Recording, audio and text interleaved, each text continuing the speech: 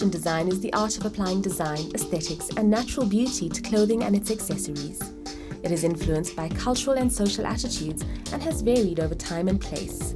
Fashion designers work in a number of ways in designing clothing and accessories such as bracelets and necklaces. Today on 48 Hours, we look at the career of a fashion designer. 48 Hours, own your future.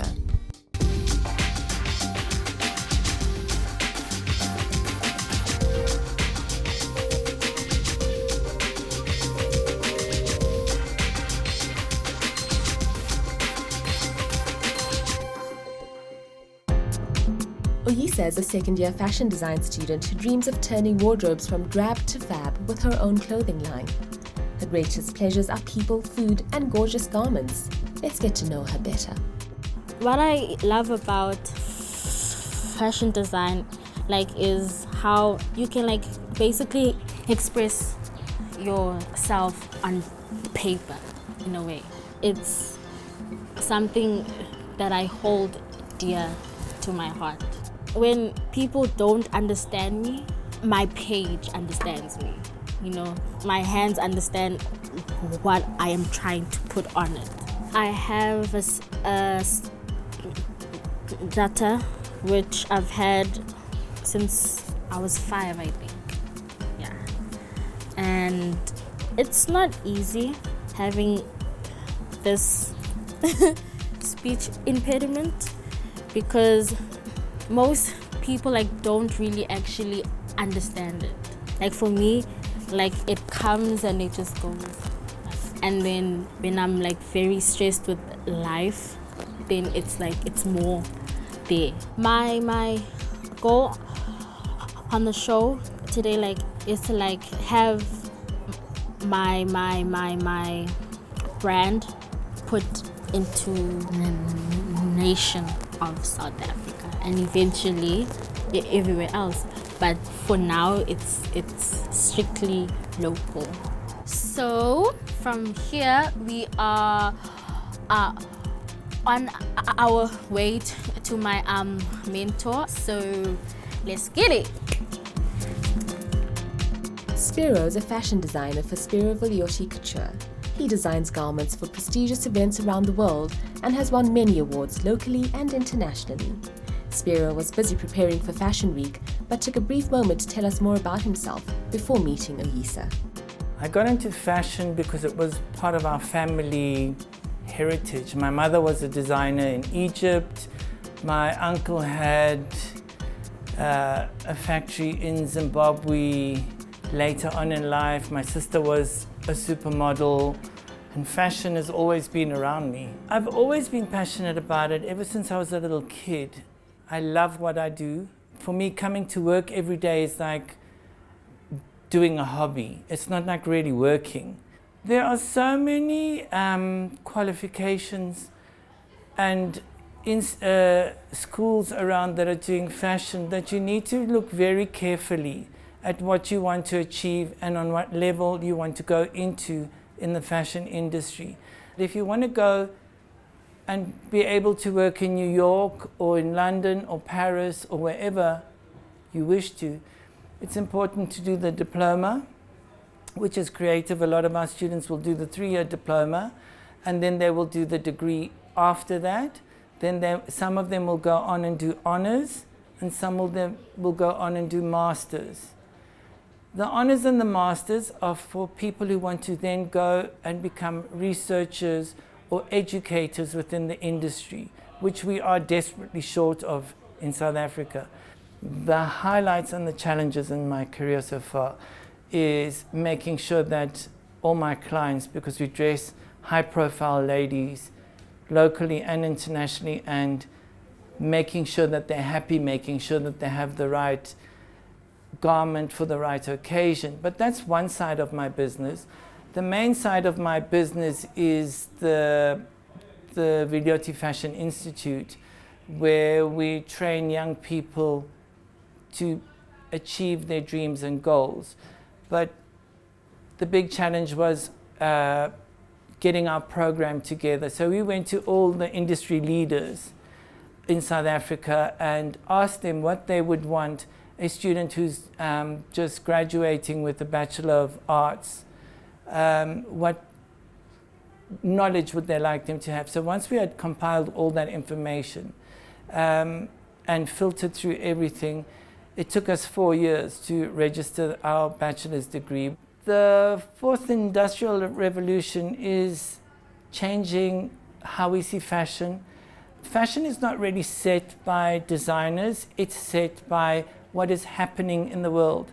And all the technology and the new technology that we're coming up is like 3D printing. The 3D printing and all these high-tech things that they're coming into could make the industry smaller. But I think the human element is still going to be used, but maybe in different ways to what we've been accustomed to.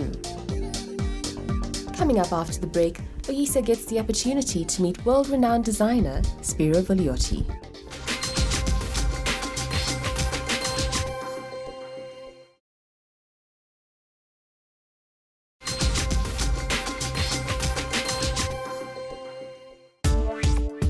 Welcome back. Before the break, we met Oyisa, who's passionate about fashion design. Now we introduce her to designer Spero Villioti, who's about to give her a tour of his studio. Hello. How are you? I'm good. How are you? Good, good. I've been looking forward to seeing you. Thank you for having me. Are you here. excited to be here? Very excited. Good, good, good. You got all your stuff? Yes, everything is here. Okay, cool. We'll just leave it there for the moment. Let me go and show you around, and then we'll get on with everything. Okay, follow me. Wow. Okay, so this is the room. It's the fitting room where we have all our collection hanging. This is mainly my collection because the Villioti Fashion Institute is in two parts. One is my private client's business, and the other is the university. So our students have the opportunity of seeing a real designer working and seeing clients. So here are some of the dresses that some South African celebrities have worn. I don't know if you recognize it. This is one of them. It's so beautiful. What was the inspiration behind this specific one? Okay, the inspiration behind this one was I took a photograph and I projected it onto a doll. And the photograph was of a palm leaf. Oh. And as the projection hit it, then I followed the lines of what the palm leaves were doing on the body. So it's quite a story to it, the way that we work things. Then I used the silver and the glittery fabric to change it. But then here we also have a bit of ready-to-wear stuff because our clients want a bit of everything. And our students also do a lot of ready-to-wear. But let's go and have a look at the rest of the place. You go first. So for work experience today, we tried to show her as much as we could in the short time that we had. So we showed her how our business is split into two, how the couture side works, how the Villioti Fashion Institute works. We took her into a few of the lectures. So I just met Spero Villioti, and it was very nerve-wracking at the beginning, but he's a cool person though.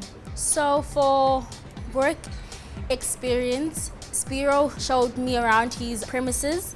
He showed me the design part, and he also showed me his design academy that he has. Okay, Oyisa, now that you've been around the whole place, I've got a little task for you. So I want you to design something using what I've put here in front. And the theme would be Egypt, ancient Egypt, and see how you can mix these fabrics and do a beautiful drawing for me on all of these things. And here's some fringing and some net, some shiny, sparkly fabric. There's some red if you want. So let's see what you come up with. Spiro gave me a task, and this task was me to design an Egyptian-inspired garment. It was cool because I just have this love for the Egyptian culture as it is. So I had a lot of options, but then I settled with a blue and a gold. The reason for those two is the blue represented the Nile River that flows through the desert, and the gold represented the desert and Egypt as a whole. How's it going? All good. All good. All good. So show me what you've done. Did you drape this up? Yes, I did. Okay, Oyisa, what inspired you to go with these sort of colors? Well, like when you speak about Egyptians, like you usually... These colors come to mind. Exactly. The gold and the blue. The gold, like from Tutankhamun's mask. Exactly. Okay. Like it just like flows nicely. It's like the Nile River flowing through the gold. The color of the sand, the golden sands and the river. That's fantastic. Really good. The task that I gave her was for her to... I selected a few fabrics and I put them out in front. She hadn't pre-seen them or anything. And I said to her, what does this inspire you? And she straight away trying to bring culture into it as inspiration to try and do something. And I think she did really well. She dragged it up on the dummy and she looked at it and drew. So I think she was okay. Did you enjoy doing it? Yes, I did. Good. It was fun. Is it nice work designing with the doll and drawing? It really is, like, gives you more ideas. Exactly. My advice for Oyisa going forward is that she must study hard, pay attention in class, don't miss class, learn as much as you can, be there, research, get involved. Try and get yourself further educated. The more educated you are in this industry, the more you are wanted. So it's the end of the first day of 48 hours, and I'm still looking forward to what tomorrow has in store for me. Coming up after the break, Oyisa is starstruck when she meets her idol, internationally recognized fashionista who made waves locally and internationally with her own label known as Mantsho.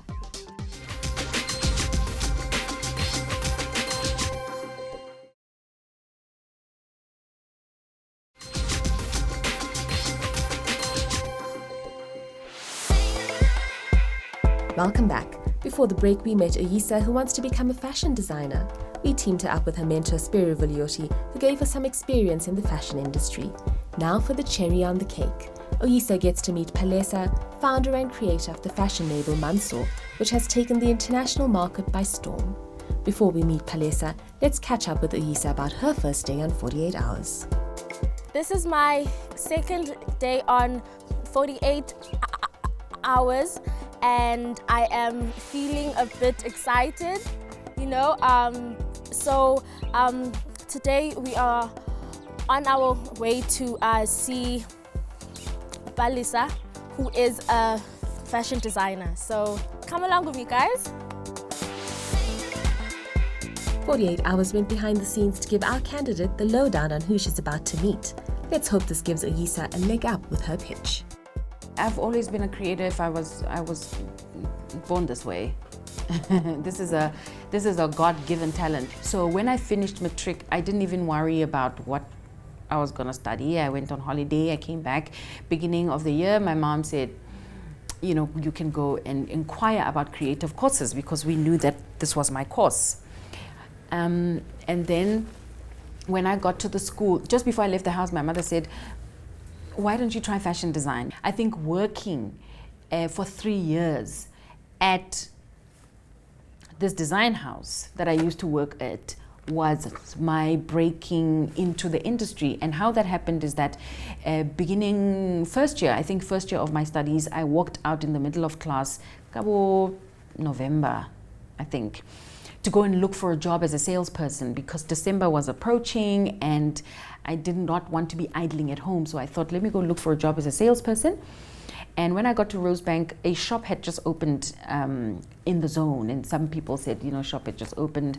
And I went up the escalators, walked into this shop, and the owner of the shop was behind the counter. And she introduced herself as soon as I walked in, and she asked me where I got my skirt. And I said, I made it. She said, your top? I said, I made it too. She said, please have a seat.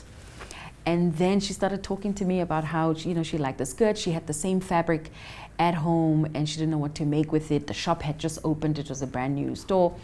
It had just opened and she wanted me to make her the same skirt that I was wearing and throw in the top as a parcela. And I thought, wow, 2 birds with 1 stone. And I said, can I work in the shop if I do that? She said, yes, you can work in the shop. And end of the week, I went back to the store, submitted the skirts. Everything was sold out that weekend. Right now we are at my studio and I have got I've got a shop in Melville, which was my flagship store. I've had that for 4 years. And I've got another store in Sandton, which I share with other designers. And we take part at SA Fashion Week. We've been doing Fashion Week for the last couple of years, for a long time actually. We showcase locally, we showcase globally. Young people who want to start a career need to understand that you are making clothes for the local market at first, and it is not a bad thing to strive to make clothes for the local market, but you also need to understand that there are a lot of young people like yourself all over the world that are doing the same thing that you're doing. So somewhere along the line, you're gonna have to really, really focus if you want to come out on top. Now that we know more about Palesa, Oyisa is eager to pick her brain about entrepreneurship opportunities in the fashion industry. What inspired you to start your own business? So I think what inspired me is just a need to make a living out of what I love. And to make clothes for women, that was my initial inspiration, nothing more than that. I didn't want to build an empire then. I just wanted to start a business that could feed me and that could also just allow me to do what I loved. What challenges did you face in the beginning? Everything was a challenge. Everything, every day was a challenge. I remember I had one worker. When I decided to start my own company and I left this other label that I used to work at, I worked there for 3 years before I started my own company. And I hired one person who was doing both patterns and construction, and then I would help in between and then look for work. I think I paid him with my mother's salary the first month. Money was a huge one because I started my business from one client. I got an order from a good friend of mine who is a musician, and she was doing her CD cover, and